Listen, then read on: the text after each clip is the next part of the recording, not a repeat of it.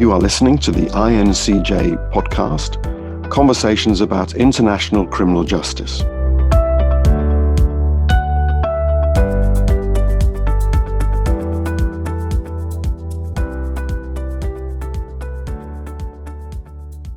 Hello, welcome to an INCJ podcast with me, Rob Watson, and today I'm going to be talking with Emma Short, who I will get to introduce herself in a second. This is loosely in anticipation of a webinar that we're putting on next week with the Probation Institute about digital rehabilitation.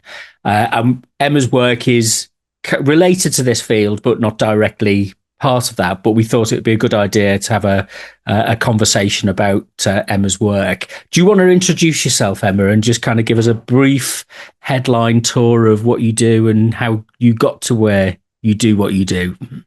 Okay. Well, I'm a professor of cyber psychology, and my research, I teach cyber psychology, which I love because the students I work with bring in new things every week, because they are engaged on platforms I'm not. So I kind of feel as if I'm continually having a conversation about what's happening in its evolution.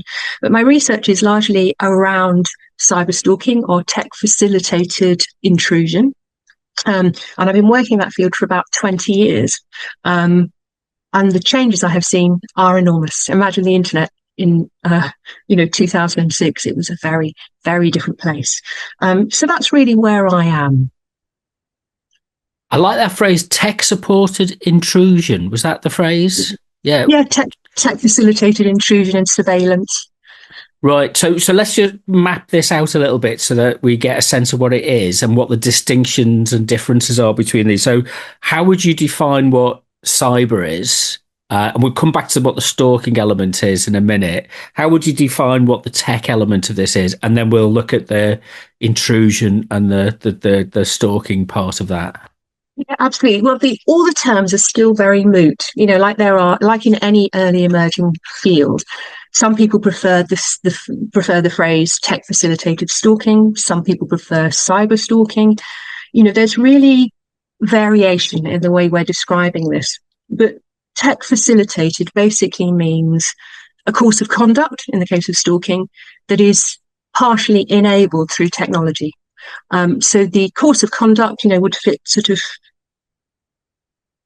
criminal justice definitions of what stalking is, say sort of pursuing someone, intruding in an unwanted way, seeking proximity, that sort of thing. But the tech allows us to do it more easily with less friction, i.e. you can very easily see just by looking at someone's Instagram page, if they're a regular poster, what they're up to. Things like location enabled platforms, apps like Find My Phone and so on, enable you to follow that person. You don't have to follow them along the street anymore because you can see them on the street on your phone.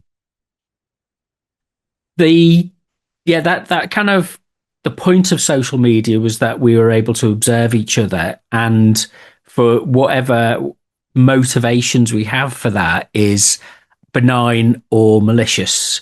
How so let's think this through in terms of when does something shift from that benign prurience, often just gossip and social nature of kind of looking at what looking out your windows to see what your neighbors are up to something which is a little bit more or less benign, should we say? I think this is a really good question, because there's what's benign, what's not benign, and what's criminal. And you've got this sort of sliding scale involved. My feeling, and I've thought about this a great deal, is that if you're just noticing someone online and what they're up to, that's fine. That's natural curiosity. It's what we do in life. But when you shift from that to kind of assigning meaning or attempting to control, or intrude in an unwanted way in people's lives, you've crossed a boundary. And I think in a lot of ways, tech enables us to become more invested in people online than we would otherwise. You get the prompts to have a look at people's email accounts, you get alerts, you get notifications, and we're tuning into people who are quite remotely connected to us in a way that we never did before. So I think there is a real enabling that's happening generally. It becomes criminal when you are clearly pursuing, communicating, and messaging people in a way that is unwanted. And in UK law, it sort of cranks up to stalking when that also becomes associated with creating fear and distress, and disrupts everyday life for that person, i.e. they are making changes to their day-to-day in order to feel safe and be safe. The first thing that comes to mind, and this might not be a very well thought through thing, but some people are exhibitionists and love to have everything, on display and out there. They're very extroverted and gregarious, and other people might not be so. Is it relative to the person's disposition that something might be considered? Because in both ways, you think about in terms of bullying. Often we internalize something which would otherwise externally be regarded as bullying or overtly controlling behavior. But some people don't even notice that's going on, or that's part of it. And then you have that thing of, well, you're just being too sensitive. You're just being, you're too shy. This is how the world works, kind of thing. How does this, how do we look at this and say, well, actually, this is where this set of behaviors collides with this set of needs of an individual to either protect themselves or to engage with the world?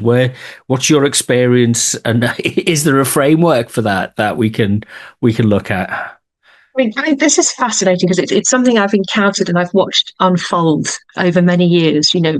Right at the beginning, reactions to people who would report to the police, perhaps, that they felt they were being stalked online, quite often would be, well, take that stuff down or don't put it online. Don't be a participant in this environment, which really was victim blaming. It was kind of saying your demonstration of your presence in the world in this online environment has created this kind of offence, and we are moving very strongly away from that. Everyone is a player now. Everyone is on platforms, and to be social and also to be active in the workspace, say on LinkedIn and so on, you need to put yourself out there. It's often not just social networks. It's about income generation. People need visibility because that's the way the world works now. To be visible online is to be seen as active and engaged. So for many of us, I don't feel we have a choice about whether or not we put stuff on there. So I think in a way that's a side issue. In the early days, people who had more connections, it seemed to be that they were more likely to get pursued online than people who had less connections and were less active. But generally, stalking and that kind of pursuit after relationships isn't really related to how active you are online. It's related to the context of the relationship breakdown. And however you are operating online is likely to be exploited or violated by the person who is stalking you. We've seen some quite high profile cases, and it's an ongoing lively debate in the UK about freedom of speech, where members of the public have had what has been described as the thought police turning up, 5 or 6 police officers, because somebody puts out a tweet, and the police, there was a case recently where, somebody was saying, well, you're reading books about Brexit, therefore it's like, is this just subjective? Or is there an objective way of accounting for, one, the kind of motivations of the people involved, but two, the way in which we account for it more generally? That's interesting. I mean, really, you're talking about sort of trolling or harassment, or hate crime, hate speech, where people are tweeting at people or about people. And that's kind of slightly different from cyber stalking. And it's a central debate as well, free speech versus protection and public safety.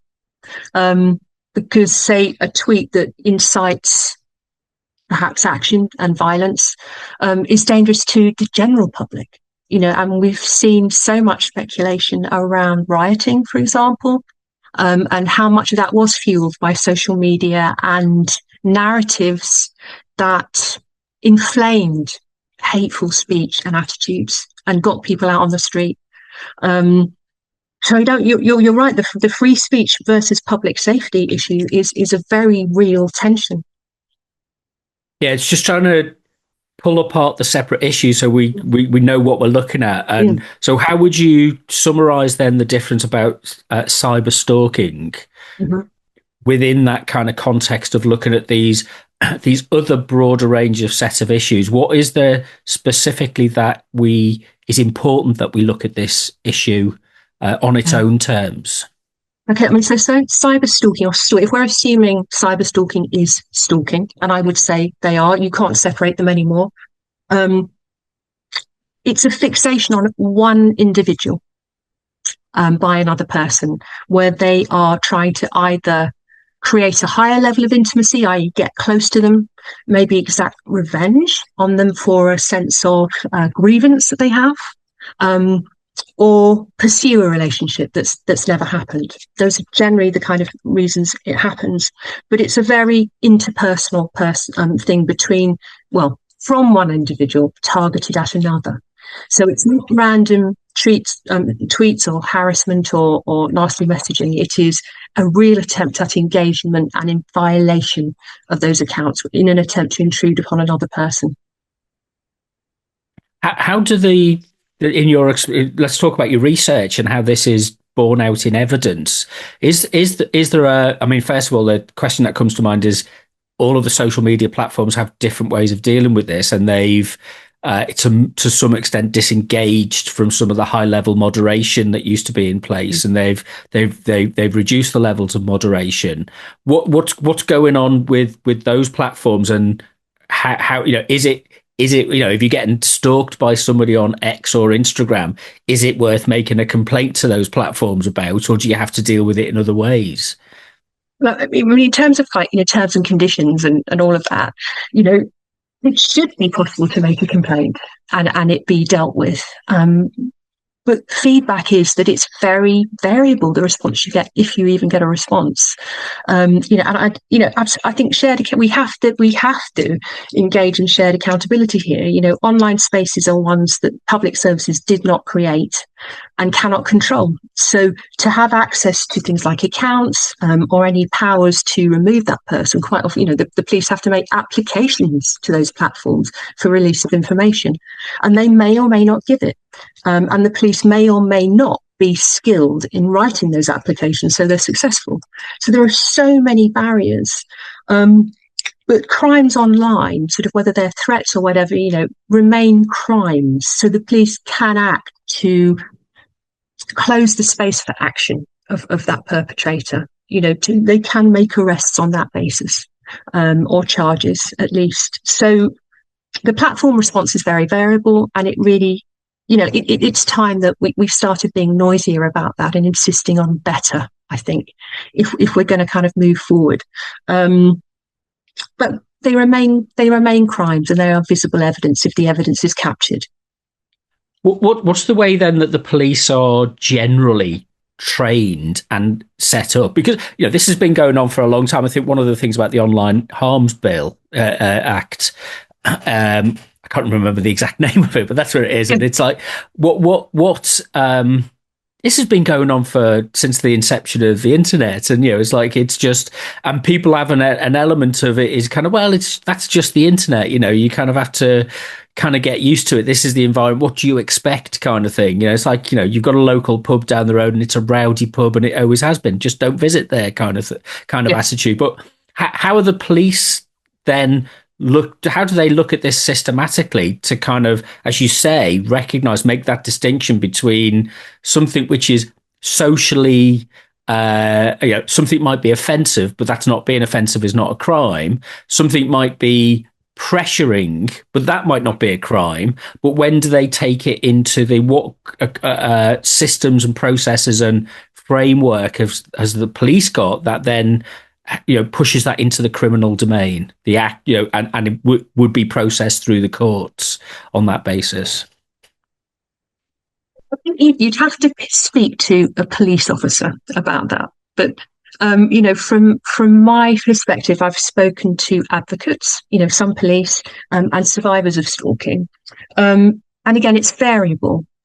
Nearly all police know, following inquiries and things, that there needs to be more systematic, nationally recognised training on how to collect digital evidence and what standards it should reach and what protocols they need to go through it. And some forces are very, very good at it. But there are 43 forces in the UK, and a lot of variability between them. I think there's much more consistency now on what is acceptable as evidence. And there's much more understanding that a lot of digital evidence, while it gives you a much better digital footprint than actual physical evidence does, sightings of people who may or may not have been following you, if you do capture someone's course of conduct online, it's unequivocal, isn't it? It's there. But it can also be temporary. People can delete accounts, they can remove evidence. And unless their devices are seized and forensically examined, you can't uncover the full footprint if they've been agile and they've been moving things around. But to get license to confiscate people's devices, you have to get quite far down the line. A charge has to be raised. So yeah, you're quite far down the line already before you can actually kind of withdraw those devices. So there typically might be other flags, if you like, real world flags, which then, when they're cross-referenced with online behaviour, so often I'm just trying to imagine a scenario, which is that if somebody is accused of cyber stalking or online stalking, that there's actually a pattern of behaviour in reality as well, and that other people might have observed that and made complaints about it to the police or made reports on behalf of that other person. Yeah, absolutely. Yeah. And the experience of, the victim as well, they will have known they are becoming alarmed and distressed and there is a real worrying pursuit happening, but they'll likely be quite unaware of all of the online activity that's been happening, because things like surveillance and so on, and searches online won't be visible to them. They'll only be on the devices of the person who is enacting this course of conduct. Because there's a phrase, I can't remember what is it off the top of my head. I can't remember the phrase. It's about when somebody's acting under duress or somebody's manipulative behaviour, and there's a phrase that the police use, which is, it's like controlling behaviour or something like that. I can't remember exactly the term, but it's like that then is observed by other people, and then when the police come in and examine that person's phone, for example, the victim who doesn't often see themselves as being the victim, the police examine the phone. Oh no, this is the pattern. This is what the control and behaviour is, and this is what it amounts to. Yes, I mean, it's interesting you say that. It's sort of coercive control, and stalking have got a lot of things in common. The attempts to control, restrict, manipulate the person they're targeting on are quite similar. Only stalking tends to be identified when it's post-relationship, when that person is now outside of the relationship. But those attempts to control, intrude, manipulate remain. Yeah, it was interesting that I thought it was really fascinating that it said you'll have to ask a police officer, because, and then you said, because there isn't a consistent and that's why do you think we've not got a kind of consistent framework for this? Has this just been left for individual forces to kind of just pick up as they see fit, or is it a lack of leadership? What is it, a lack of academic evidence base for looking at this? Why do you think that might be, that it's so fragmented? All of those things are true. I think all of those things are true, and I think there's so much skilled cyber in police, for things like fraud, terrorism. There is so much good practice in units that could be shared into, say, the VAUG sector, the violence against women and girls sector, and stalking crimes, because the capability is there for other crimes. That sort of forensic investigation, the understanding of patterns of online behaviour, and I sometimes think if the skills learned in those crime areas could be shared much more freely with other areas like the ones we're talking about, I think we could move faster, further ahead more quickly.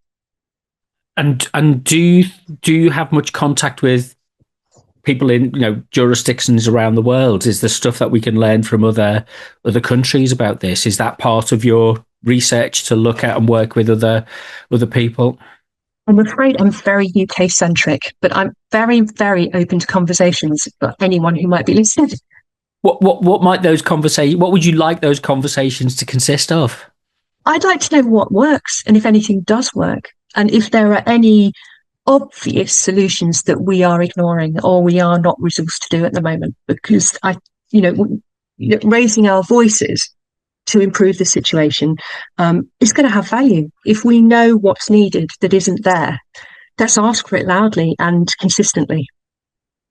I'm going to ask you a question. There's two main questions that I just want to kind of draw this to a close, if you like, because this is our quick fire one. We'll hopefully get back together at some point and do a more extended discussion at a round table. But I was going to say one of the other. I mean, there's an opposite to stalking, which is ghosting, which is very, very common because it's like a kind of passive aggressive approach that organizations, rather than exclusion can be, as you can be a victim of ghosting and exclusion as much as you can be targeted by a particular individual and stalked.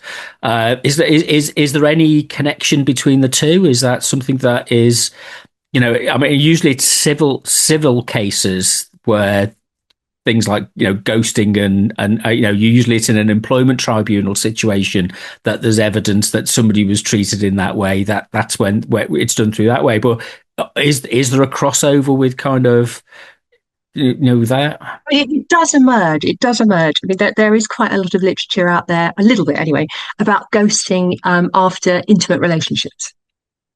And there's also growing understanding in sort of some very recently published work about the fact that that seems to be par for the course, that it seems to be part of modern dating, that ghosting is something that happens, but it causes enormous distress.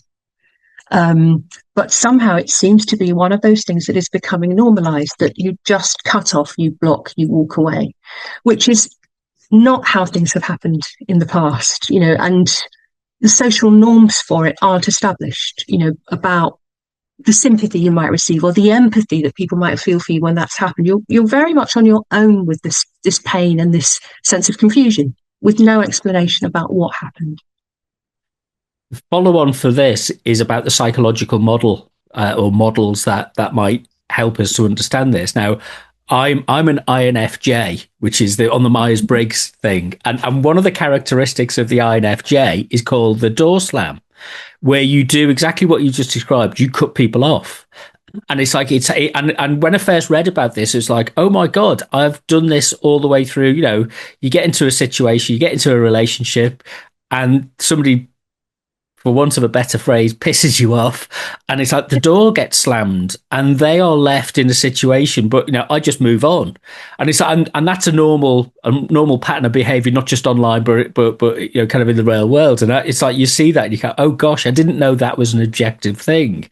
But it suggests, I'm not saying my experience is suggestive of very much, but there are, if we look at different models and patterns of behavior, what's your, if you like, your focus, and what do you think drives this as a psychological phenomena that maybe takes somebody from what would be that, go back to that question about benign, and take somebody into the malicious component, dimension of this? That makes me want to go away and write 5,000 words. There is so much you could respond to with that. I'm thinking about sort of online space, and I'm also thinking about some of the sort of 1970s work on relationship breaking emotional bonds. But there's so much in between. The online space, I think, from what I know about identity formation in the online space, many people are curating their personas online. This is who I am, this is what I'm doing. And when something changes in their lives that no longer fits with that, there is a need to curate or shut down the thing that no longer fits. So there's kind of an imperative, if you are driven in terms of curating your identity online, there feels like an imperative, I think, sometimes to tidy it up quickly, to remove the thing that no longer fits. And I think to some extent that can explain some ghosting behaviour. At the other end, it's sort of connected. Steve Duck did a lot of work years and years ago, and I still think his work was fabulous. And he talked about the dissolution of relationships as the final stage being what he called grave dressing, which is where you tell your story and you present the ending that works best for you. And that may just be ghosting, i.e. it never happened, or it may be putting up a dialogue of your story, your narrative, your perspective. So that's what's seen and that's what's presented. And social media posts give us so much more opportunity to do that than we've ever had, to tell the story of maybe your sadness or your confusion, or your righteous kind of position where you've ended something that was wrong and damaging to you. And I really wish we could revisit that model, his explanation of the making and breaking of emotional bonds, bring it into the digital age. That is a paper I would love to write. Oh, that sounds fascinating, because I think there's a tendency, we've projected and at incredible speed put in a new form of globalized communication for which we are ill prepared, both mentally and psychologically. As if there's a difference between those two things, but we put this in place, and we're just not up. We just don't have the skills to understand. So it's almost as if you can understand the perpetrator. I think one of the mistakes maybe with this is to envisage that the perpetrator is somehow uniquely cruel and what's the word I'm looking for? Willful about their act, which actually they might be the victim of something themselves because they're ill-equipped to deal with the context and the situation. I mean, again, that's for the courts and juries and all the civic, the judicial process to evaluate. And we've got, fortunately, we've got 1,000 years of history of common law to draw on for these kind of things. Whereas the whole kind of dropping this into the virtual domain, the digital domain, it isn't actually new. So we're drawing on things which human nature doesn't change that quickly. No, it doesn't. And I think if we take the sort of perpetrators of harm out of it, who are willfully inflicting a course of conduct, and we think about our general population, we are really ill prepared. We were not designed to envisage the audiences that our communications reach. We're used to talking to small groups of close friends or sort of wider groups within our community. But most of us, when we are online and we are engaging in line and we're emotionally disclosing, we are not thinking that there has been a full context collapse, that actually anyone can see this, it can be retweeted, it can be recirculated, and our very private experiences are actually being broadcast worldwide, if we're unfortunate enough and they get amplified to that degree. And none of us, I think, approach any post we make with that in mind. So yeah, we cannot envisage how our communication lands, because that's not how we were designed. Okay, as you say, there's a lot of papers and a lot of thought to be to be done with this. So we shall reconvene at some point soon, I hope, and we'll have a broader conversation and bring some colleagues in who have different international experiences. I think that will be our aim for this. So, is there a way that people can find more out about you and your work? Where's the best place for people to visit? Online. I mean, I would say have a look on LinkedIn. I've probably got my profiles sort of linked up to that. There's some papers that have been published if you hop on Google Scholar. But I'm always open to conversations. This is something I understand a little bit of, but and having worked at it for 20 years, I still feel I only understand a little bit of it. And I am very open to conversations and sort of development of that thinking and understanding. Okay, well, I'll add notes. Emma, thank you very much. It's been fascinating, and we will follow this up with further conversations, I think. Thanks for your time, Rob. Thank you. You have been listening to the INCJ podcast, Conversations about International Criminal Justice. To find out more, go to our website at criminaljusticenetwork.net or follow us on Twitter at INTCJ Network.